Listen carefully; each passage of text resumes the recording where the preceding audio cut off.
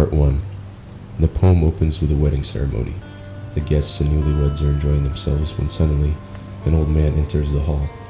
The old man walks up to the groom and grabs onto his arm. The couple, who do not know the stranger, are bewildered and bothered. Without introducing himself, the old man begins to explain his story. The story begins with the old man at the sea. He is sailing in the beautiful ocean when a vicious storm begins. The newlyweds and guests, now interested, listen intently. After the storm settles down, the air is foggy, and the old man is hungry and beaten down. Through the fog, an albatross emerges. The old man shoots down the bird. The storm and bad weather symbolize the impending troubles and misfortunes. They foreshadow the unfortunate events to come. The albatross symbolizes the guilt that the old man later feels after shooting down the bird. The albatross itself symbolizes safety, as land is near where birds fly. He recalls how he killed the albatross because of how big of an impact it had on him in his life as a mariner. The men of his boat begin to criticize him because of what he has done. The night spirits visit him.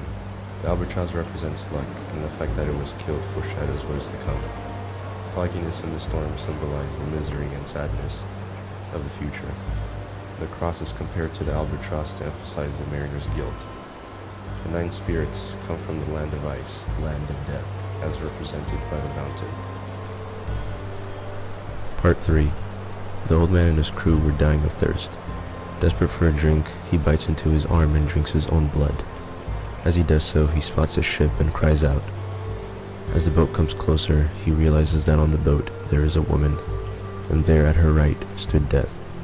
Suddenly the crew begins to die, and the mariner witnesses their souls rise to heaven.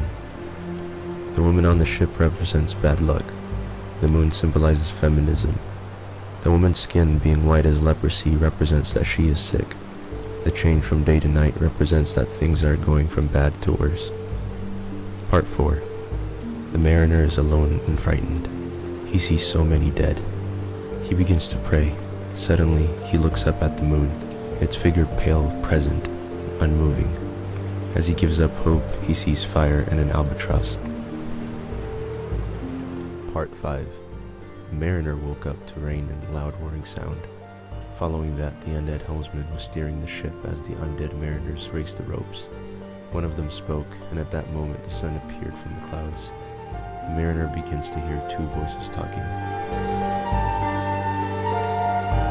Part 6. At the beginning of this part, the mariner hears 2 voices, one that represents curiosity and the other that represents knowledge. Then the mariner wakes up from his trance to find spirits and dead people on the boat. This is when he sees the lighthouse and land. As he approaches the lighthouse, the spirits wave goodbye to the mariner. After the spirits depart, he sees the hermit, pilot, and the pilot's son. At the beginning, the 2 voices represent the acquisition of knowledge and curiosity, and the blessing and curse it can be. A blessing can be found in the representation of the spirits of the dead men. The mariner comes to a church which symbolizes holiness. The lighthouse represents clarity. Lastly, the land represents home and stability.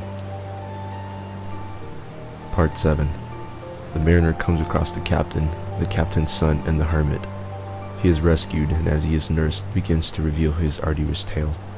He spoke of a whirlpool and the many spectacles his eyes witnessed. At this, the mariner returns to the present and looks at the groom, confessing that he told his tale to lessen the guilt on his shoulder. In this part, the hermit represents the clergy, holders of wisdom and knowledge in the land. The whirlpool represents the mariner's descent into the unknown and shows the price of curiosity. In conclusion, the story represents the path of the mariner away from the wisdom of God and into the unknown, and his reclamation again into the fold of heaven's domain.